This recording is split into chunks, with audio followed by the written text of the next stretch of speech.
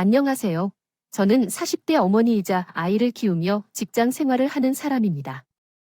종종 여기서 이야기를 듣곤 했는데 듣기만 할 때는 잘 몰랐었지만 이렇게 직접 이야기를 하게 되니 떨리고 걱정되고 복잡한 마음이 드는군요.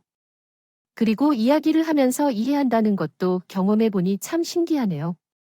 익명이라고 해도 자신의 이야기를 낯선 사람에게 말하는 것은 부담스럽고 많은 용기가 필요한 일이라 생각됩니다. 또한 이 일이 나만의 문제가 아니라 가족 문제까지 된다면 더 큰 걱정이 있겠죠. 제 이야기는 제 가족에 대한 이야기입니다. 설명하기 어려운 일이지만 차근차근 설명해 보겠습니다. 제 남편과 제가 만나 인연을 맺게 된 것은 30살쯤 됐을 때입니다. 거래처 직원으로 만난 자리에서 어쩌다 보니 연애하게 된 것이었죠. 서로 나이가 많아서 조심스러웠지만 마음이 나갔던 것은 어쩔 수 없었습니다. 그렇게 만나 조심스러운 연애를 하다가 결혼을 하게 되었습니다. 우리 부모님들은 결혼을 기쁘게 여기셨고 신중하게 결정한 만큼 좋은 선택이었을 거라고 생각합니다. 부모님 중에는 늦둥이 아들을 낳은 부모님이 걱정을 더 많이 하셨다고 생각됩니다. 우리가 교제를 시작한 이후에 계속해서 궁금해하는 시부모님은 하루라도 빨리 결혼하길 바라셨다. 우리도 조금 일찍 결혼했으면 더 좋았겠지만 둘 다 신중한 성향이어서 2년이라는 시간을 끌었지만 결국 결혼을 결심했다. 나는 30이 넘어 결혼을 한 후 시부모님께 인사를 드렸고 시부모님은 오랫동안 기다리셨던 나를 반갑게 맞아주셨다. 우리 부모님들의 축복 아래 결혼을 하게 되어 부부가 될 수 있었고 남편의 따뜻함 덕분에 행복한 결혼 생활을 즐길 수 있었다. 우리는 성격이 잘 맞아 친구처럼 잘 지낼 수 있었고 결혼 후에는 서로 붙어 살며 평안했다. 부부 사이에 문제가 없었고 시부모님의 사랑 덕분에 스트레스 없이 지냈지만 아이에 대한 걱정은 항상 있었다. 요즘은 30 넘어서 첫 아이를 가지는 것이 흔한 일이지만 10여 년 전만 해도 30 이후에 아이를 가지는 것은 노산이라는 우려를 가져올 때였습니다. 이미 저희는 30을 넘긴 후 보통보다는 늦은 결혼을 했기 때문에 결혼 후 아이를 가지는 것이 꽤 늦었습니다. 그러므로 우리도 결혼 후 바로 아이를 가질 준비를 해야 했고 임신하기가 쉽지 않았습니다. 건강관리에 매번 날짜를 계산하고 신경을 쓰면서도 이런 소식은 들을 수가 없었습니다. 이상하게도 결혼하기 전까지 아이에 대한 욕심이 없었지만 남편을 만나 결혼한 후 어느새 남의 아이를 부러워할 정도로 아이를 가지고 싶었어요. 우리도 그런 마음이었지만 어른들은 어떻게 더 바랐을까요? 비교적 젊은 우리 부모님도 항상 임신 소식을 기다리고 물었으니 늦둥이 남편을 바라보는 우리 씨 부모님도 손자에 대한 기대가 더 높았을 겁니다. 씨 부모님도 공개적으로 아이에 관한 얘기를 더하지는 않았지만 제가 구역질을 해도 임신일 수도 있다고 생각하고 놀래게 하곤 했고 시부모님도 기대를 감추지 못하고 실망했을 겁니다. 아무도 우리 부부를 탓하지는 않았지만 부모님들의 기대는 제게 다른 무게를 줬었어요. 그럼에도 불구하고 저는 그런 부모님들의 마음을 이해할 수밖에 없었어요. 제 남편과 나 둘 다 집안의 외동 자식이었기 때문에 부모님들도 유일한 손주 소식을 오매불망 기다리셨을 것을 알았기 때문입니다. 그래서 저는 우리 부부뿐만 아니라 가족 모두의 행복을 위해서라도 하루빨리 아이를 갖는 것을 소망으로 했었습니다. 이미 늦다고 여겨지는 나이에 1년, 2년 기다리는 것이 더욱 불안해졌고 그로 인해 나도 모르게 스스로에게 스트레스를 주고 있는 것 같았습니다. 매달 임신 테스트를 하면서 실망의 상처를 받기 일쑤였죠. 남편은 제 생각하는 모습에 상처받지 않도록 아이가 없어도 괜찮다며 위로를 해주었지만 그때는 남편의 말도 마음에 와닿지 않았습니다. 남들은 쉽게 가지는 것 같은 아이를 저도 꼭 갖고 싶다는 마음뿐이었거든요. 그래서 시험관 아이도 생각해보게 되었죠. 물론 그것도 생각만 한다고 마음대로 이루어지는 것은 아니었어요. 비용도 문제이고 몸을 망가뜨리는 과정이라서 직장 생활하면서 아이를 갖는 것이 어려웠습니다. 그러나 당장 일을 그만두기도 어렵고 모든 것이 마음에 들지 않았기 때문에 어쩔 수 없이 기다릴 수밖에 없었습니다. 정말 삼신 할머니가 계시어서 제게 아름답게 아이를 점지받기를 바랐습니다. 제 바람이 이루어졌을까요? 결혼 4년 차에 드디어 아이를 임신하게 되었습니다. 오랫동안 바라고 실망했어서 임신 테스트를 해도 쉽게 믿지 못했습니다. 다음 날 남편과 함께 병원에 가서 확인하기 전까지 스스로도 의심했습니다. 결국 병원에서 임신 확인을 받고 우리 집안에 드디어 아이가 생겼음을 알았습니다. 남편과 함께 병원에서 초음파를 받고 나와서 감격의 눈물을 흘렸습니다. 다른 이들에게는 쉽게 오는 일을 우리는 얼마나 기다렸는지 말이에요. 조금은 조심스러워서 부모님들께 바로 알리지 않았습니다. 유산의 위험이 있기 때문에 조금 기다리기로 했습니다. 안정기가 지나고 아이의 성별을 알고 나서야 부모님들께 기쁜 소식을 전할 수 있었습니다. 딸을 기대한 제 부모님들은 매우 기쁘셨습니다. 만약 아들이었다면 미안했을 수도 있지만 우리는 그저 감사했습니다. 그렇게 늦게 전화 소식에도 부모님들은 참으로 기뻐해 주셨어요. 우리가 얼마나 노력했는지 어른들도 잘 아시기에 더욱 그러셨을 겁니다. 사실 그러면서도 저는 왠지 시부모님 앞에서 딸이라는 소식을 전하기가 조심스러워 쓰입니다. 편협한 제 생각에는 우리 시부모님은 옛날 분들이세요. 시부모님은 어렵게 남편을 가지신 부모님이셨기 때문에 손녀보다는 손자를 기다리실 것이라 생각했습니다. 그래서 딸이라는 소식을 들으신다면 내심 실망하지는 않으실까 그런 걱정이 있었습니다. 하지만 그런 제 걱정이 무색할 만큼 시부모님은 우리 딸 소식을 참으로 기뻐해 주셨습니다. 아이고, 이게 무슨 일이야? 우리 집에 드디어 새로운 생명이 생겼구나. 그 제 사마가가 정말 고생을 했겠어? 그동안 임신을 따라가고 얼마나 애를 썼는지 우리도 걱정하면서 말을 못했어. 어떻게 하든 네가 제일 고생을 많이 했거든. 그래도 이제부터는 더 조심해야 해. 임신했으니까 먹는 것도 조심하고 그 아이의 건강이 최우선이야. 차라리 내가 어머니를 위해 더 신경 쓰겠어? 근데 어머니, 소녀를 낳아서 속상하지는 않으세요? 오래도록 기다리셨는데 혹시 아들이 더 좋을까 걱정하시나요? 그게 무슨 소리야? 어렵게 얻은 나이인데 딸이 더 많이 주는데 뭐가 어때? 나는 그저 드디어 손주를 볼 생각에 기쁘기만 해. 나는 이제부터 더 행복할 거야. 그리고 지금은 딸이 더 좋다고 생각하지 않니? 우리들은 당신만 좋다면 딸이 더 나을 것이라고 부모님께 그렇게 얘기해 주시니 저도 다행이라 생각했습니다. 그리고 시부모님께서는 그 말씀을 증명하는 듯이 아직 태어나지 않은 딸을 위해 많은 것들을 준비해 주셨어요.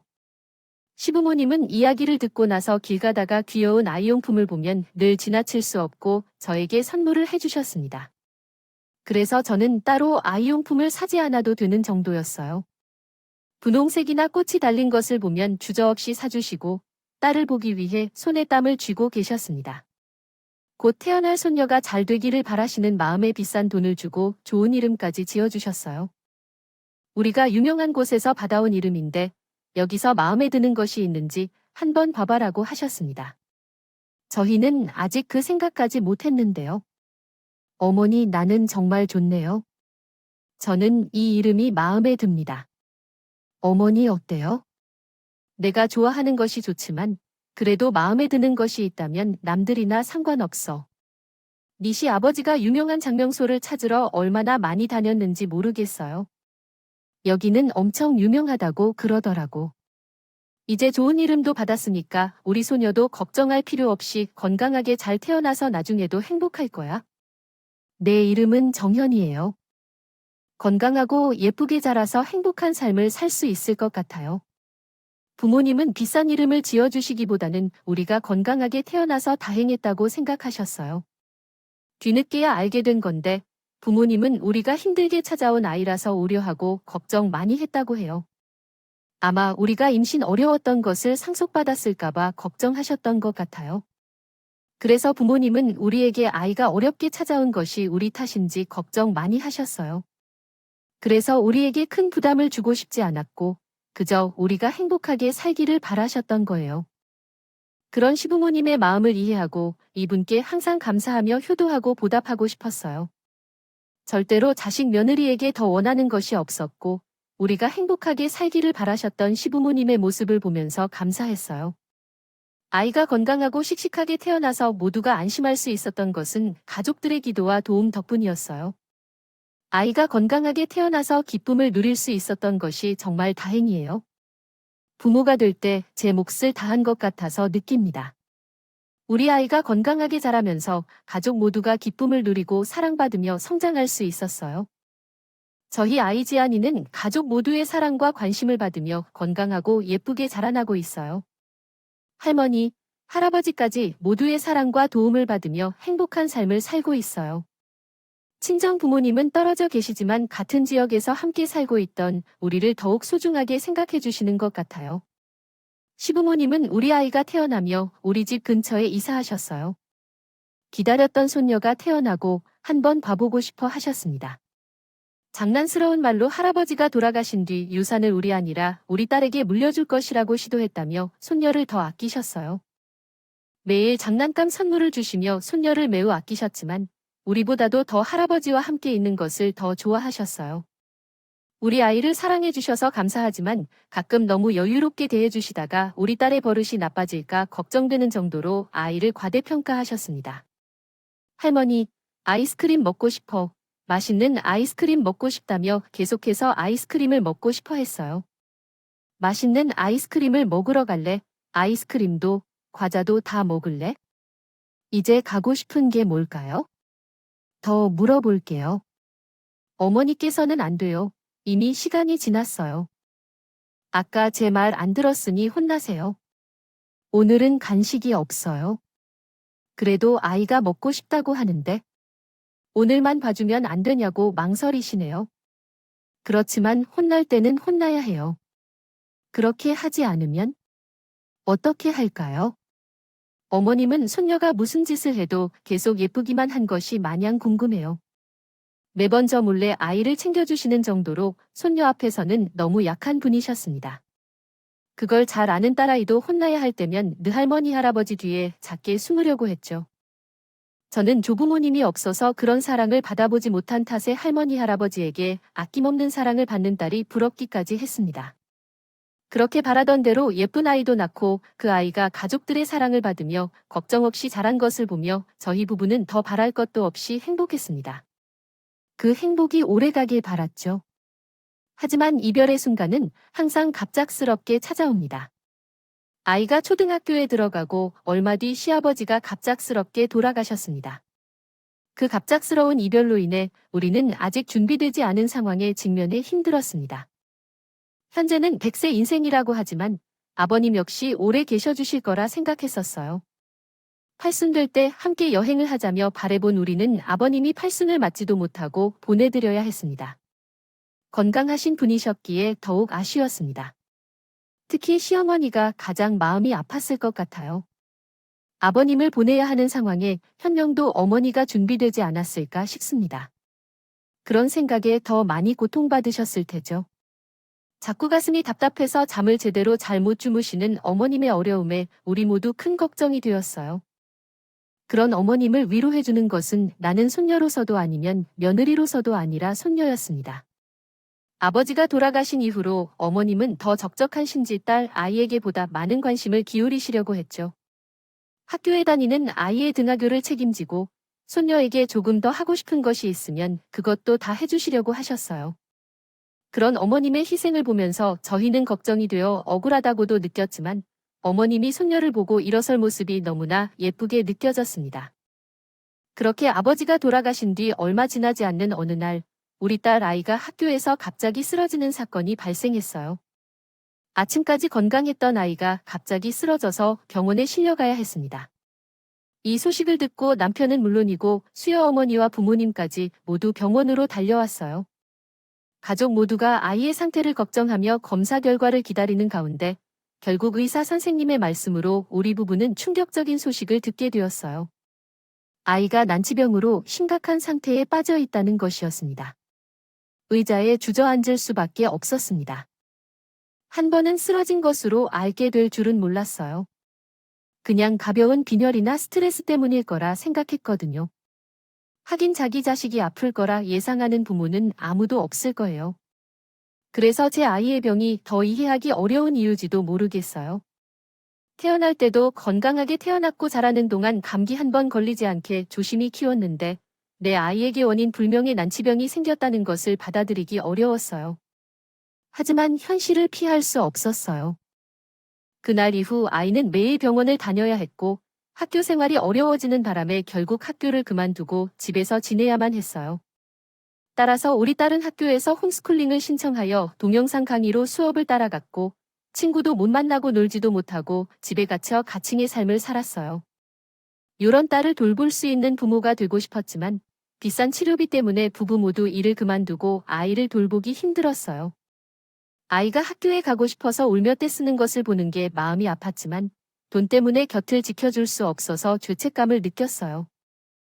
그래도 다행히 근처에 계시던 시어머니께서 아이를 돌봐주시기로 하셨고 덕분에 살던 집을 처분하고 시어머니가 아이 돌봐주면서 병원비를 지원해 주셨어요. 저희도 자식으로서 마음이 무겁게 억지로 어머니의 마지막 재산을 만지는 것이 어렵습니다. 지금까지도 대가 없이 돌봐주시는 것만으로도 감사하며 그 돈을 모두 치료비로 사용하면 어머니 노후가 어려워질 것이라고 생각했습니다. 그래서 치료비는 제가 열심히 일해 벌어오기로 하고 어머니는 대신 제 돌봄을 잘 챙겨주기로 약속했습니다. 이렇게 어머니 덕분에 한 가지 걱정을 덜 수 있었습니다. 그러나 난치병은 아무리 치료비를 써도 완치가 보장되지 않아서 저희는 늘 걱정하며 아이가 빨리 나을 수 있기를 바랐습니다. 어머니도 딸을 걱정했을 터이며 손주를 위해 밤을 새우며 기도하며 걱정할 것이라고 생각합니다. 매일 새벽 기도를 하는 어머니의 모습을 보며 어머니가 뭘 바라는지 짐작할 수 있었습니다. 그러나 어느 날 어머니의 태도가 갑자기 변했습니다. 딸이 이상한 이야기를 해주었을 때 더 이상 어떤 말을 할 수 없었습니다. 어머니가 갑자기 왜 그렇게 말씀하셨는지 이해할 수 없었어요. 나는 정말 잘못한 게 없어? 처음에는 아예 그런 말을 들어도 전혀 신경 쓰지 않았어.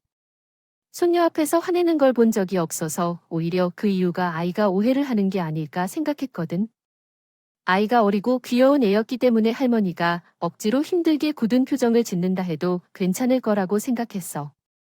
그런데 그날 이후 아이가 이상한 행동을 많이 하기 시작했고 우리도 점점 이상해진 어머니를 알게 되었어. 시험 때문에 너무 걱정스러웠던 어머니가 언젠가부터 별 볼 일 없는 것에 아이를 혼내며 화를 내기 시작했고 아픈 아이를 차갑게 대하기도 했어. 그땐 전과 달리 손녀는 이유 없이 혼나서 올 때도 있었어. 그래서 어제 공주가 왜 혼났는지 모르는데 혼나는 것은 좋지만 이유를 설명해주면 좋을 것 같아. 그렇게 혼난 공주가 왜 혼내주신 건지 알 수 있으면 큰 도움이 돼.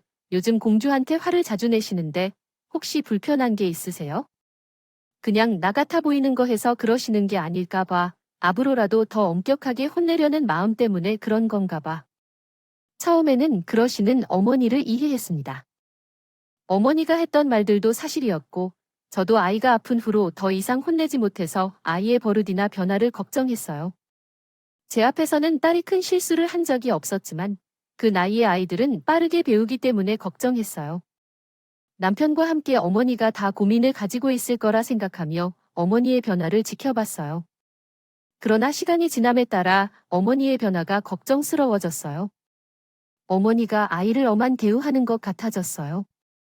딸을 위한 것으로 모든 제일 좋은 것을 하고 싶어 했던 어머니가 아이의 좋은 옷들을 손에 대지 않거나 지저분한 옷을 입게 했고 밥을 잘 먹이지 않았어요.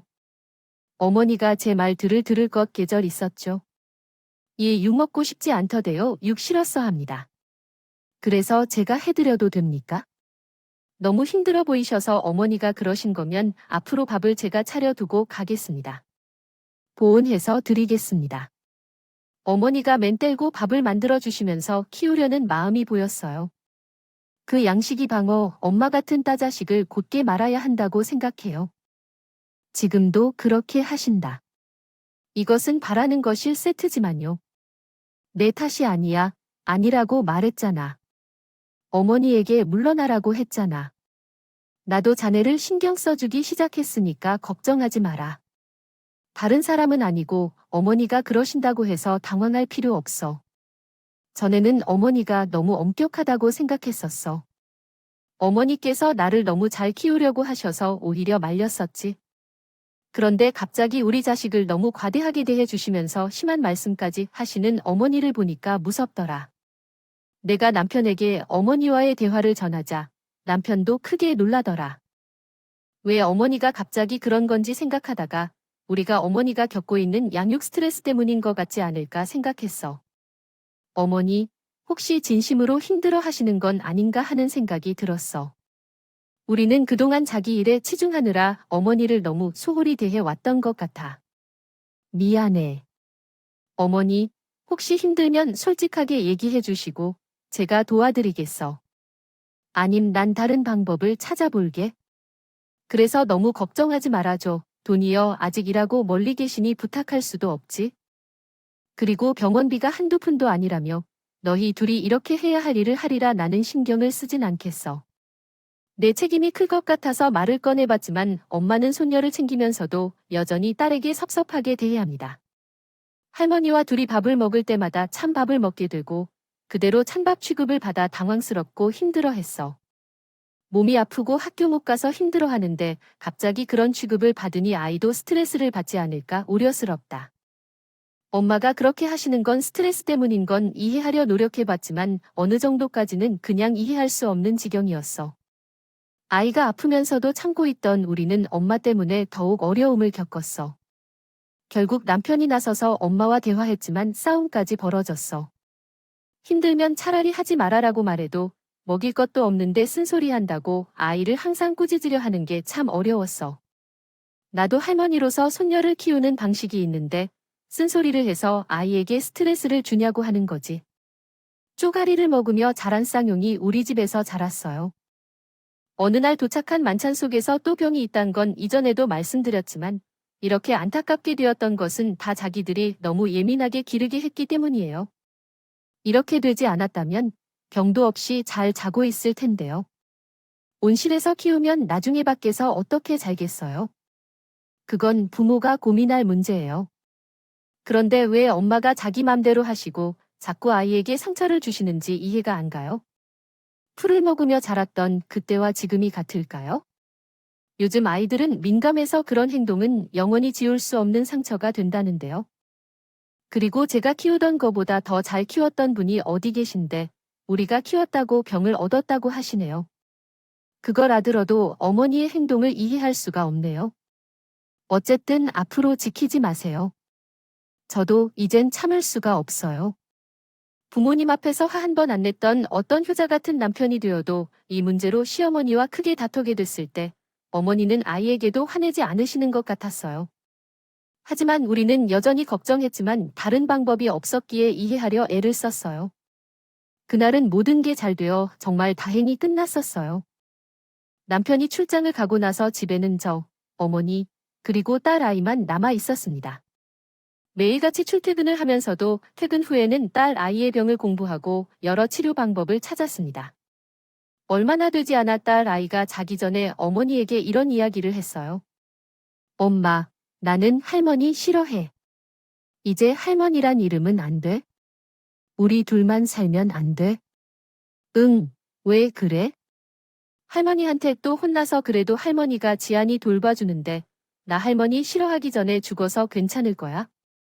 아니야, 할머니는 그냥 나를 싫어해서 이렇게 말하는 거야? 나한테 혼내는 게 귀찮아서 싫어하는 거야?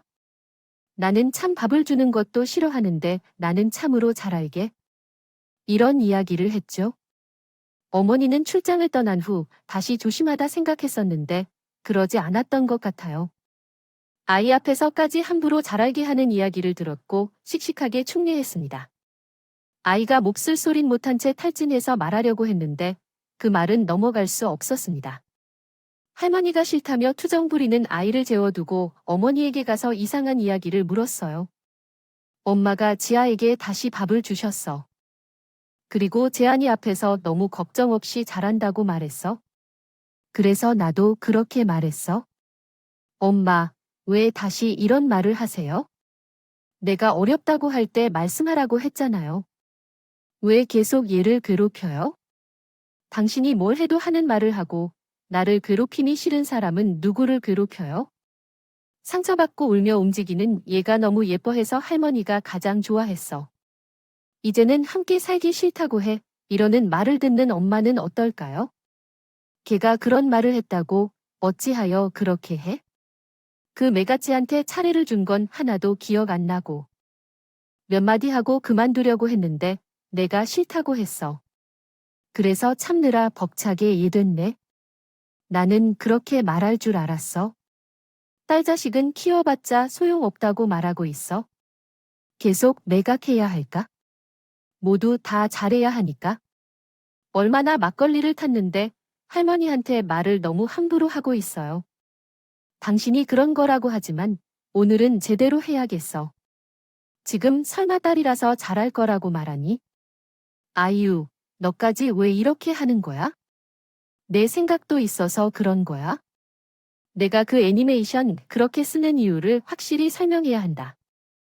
자기는 아무 잘못이 없다고 하면서도 할머니가 갑자기 화내서 밥만 주는 건 어떻게 생각하겠어요? 우리도 어머니가 갑자기 왜 그러시는지 전혀 모르겠는데요. 어머니, 저도 그 이유 이제 더 이해할 수 없어요. 계속 그러다 아빠랑 다시 싸우고 싶으세요. 혼내는 건 이해할 테니까 제발 밥이라도 따뜻하게 주세요.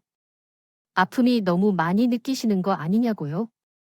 어머니에게 호소하고 당부해봤지만 어머니는 정말 무슨 생각을 하는지 모르겠어요. 남편이 나갔을 때도 여전히 손녀에게 찬밥만 먹이셨습니다. 그래도 매는 순식간에 다행히 얻었어요.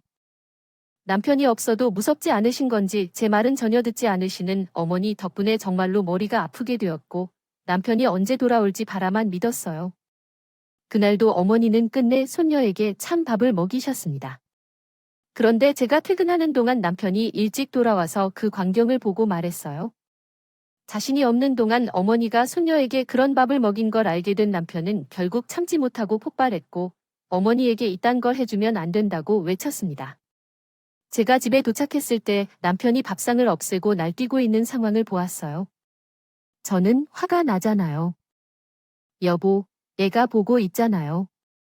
여태까지 참을 수 있었지만 더 이상 참을 수가 없어요. 이제는 턴원이다. 당장 엄마 방으로 가세요. 오늘부로 엄마는 집에서 나가실 거예요. 자식도 없고 며느리도 없고 손녀도 없이 사는 게 사실이에요. 전 이전에 2번 안 참는다고 말씀드렸어요. 어머니가 내 자식을 이렇게 홀대하는 걸 봐줄 수 없어요. 나가시고 다시는 연락하지 마세요. 남편도 2년에 한 번 연락을 끊자는 말을 했어요. 혹시나 어머니께서 그런 말까지 예상하지 못했다면 미안합니다. 하나는 그냥 이제 와서 후회할 건 없어. 지금은 손녀 때문에 소위 후회하지 말고 빨리 길을 바로 잡아야 해. 이 말은 내가 점쟁이에게 듣고 온 것인데 갑작스런 어머니의 고백에 가족 모두 충격을 받았다. 예전엔 건강했던 아버지가 갑자기 돌아가시고 얼마 후에는 손녀도 원인불명의 병으로 고생하게 되었다. 이런 충격으로 인해 잠도 잘 못 이루고 고민만 많은 어머니가 손녀 걱정 때문에 점쟁이를 찾아간 것이었다. 어머니는 몇 달을 기다려야 한다고 했지만 결국 그 집을 찾아가서 만났다. 그 여자는 우리 어머니의 말에 울며 손가락질을 하며 우리 집으로 떠날 수밖에 없다고 말했다. 그녀의 말엔 우리가 얼마나 당황했는지 모를 법했다. 그래서 어머니는 돈이 아무리 들어도 단 한 번만이라도 도와달라고 부탁했더니 그 점쟁이는 손녀가 20살이 될 때까지 잘 키워야 한다고 했다. 그는 우리 집안일을 잘 처리해야 할 때가 오면 자식들 명망이 높아지도록 그렇게 키워야 한다고 말했다. 애한에게 성질을 내면서 속으로는 마음이 편해하는 게 좋다고 생각했습니다. 하지만 결국 나도 송아지를 찢어버렸습니다. 그래도 어머니가 이렇게 해야 한다고 하면서 손녀가 산다는데 나는 그보다 더한 짓을 해야만 할까 의심스러운 말이었지만 결국 그 이유를 이해할 수 있었습니다. 누구보다 소녀를 사랑해 주시던 분이 변해가는 것에는 이유가 있을 텐데 우리는 어머니의 속마음을 이해할 여유가 없었습니다. 남편도 더는 화를 내지 못했고 하지만 손녀를 위해서 그런 행동을 해야 한다는 어머니의 마음을 이해해도 왜 이런 일이 일어났는지 모르는 딸의 상처를 생각하면서 더는 이런 일을 두고 볼 수 없었습니다. 어머니는 계속해서 그 속담을 믿고 속세에 서야 한다고 하셨지만 우리는 아이를 위해서라도 그런 것은 아무런 의미가 없다고 어머니를 설득하려 노력했습니다. 어머니도 자신이 힘들어 한다는 걸 알 수 있었습니다. 그런 얘기를 듣고 나니 어떤 선택이 올바른지 구별하기가 어려웠을 테고 희망을 붙잡고 싶은 상황이었을 텐데 내가 왜 그걸 모르지 않았을까 생각했습니다. 그러나 우리는 어머니가 받아들일 수 없는 믿음을 계속 믿는 것을 허용할 수 없었습니다. 그래서 나는 어머니가 도와줄 수 있도록 아이를 위한 치료법을 찾기 위해 최선을 다해 노력했습니다. 혼란한 상황에서도 희망을 잃지 않고 어머니를 지지하고 싶었습니다. 전국을 여행하여 많은 병원을 찾아보았습니다.